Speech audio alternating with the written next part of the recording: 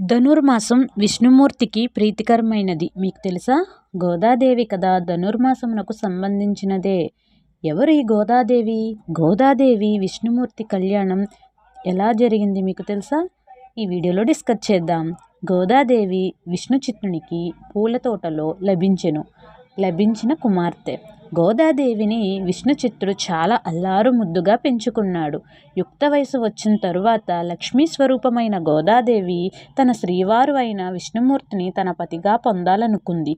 విష్ణుభక్తుడైన విష్ణుచిత్తుడు విష్ణుమూర్తిని ప్రతినిత్యం భక్తి శ్రద్ధలతో కొలిచేవాడు. విష్ణుచిత్తుడు ప్రతిరోజు స్వామివారికి పూలమాలను సుందరంగా అల్లుకొని అలంకరణకు తీసుకుని వెళ్ళేవాడు. అయితే గోదాదేవి ముందే ధరించిన తరువాత స్వామివారికి పంపించేది.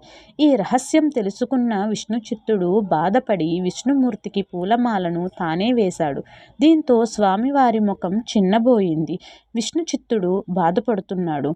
విష్ణుమూర్తి విష్ణుచిత్తునితో ఇక ప్రతిరోజు తనకు గోదాదేవి ధరించిన మాలే కావాలి అని ఆదేశిస్తాడు.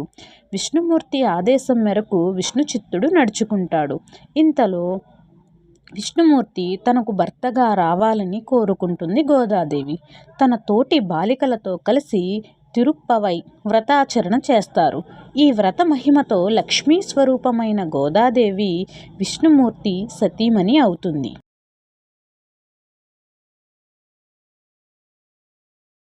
విష్ణుమూర్తి ఆజ్ఞ మేరకు గోదాదేవి విష్ణుచిత్తుడు భూలోకంలో వైభవంగా వివాహం జరిపించాడు.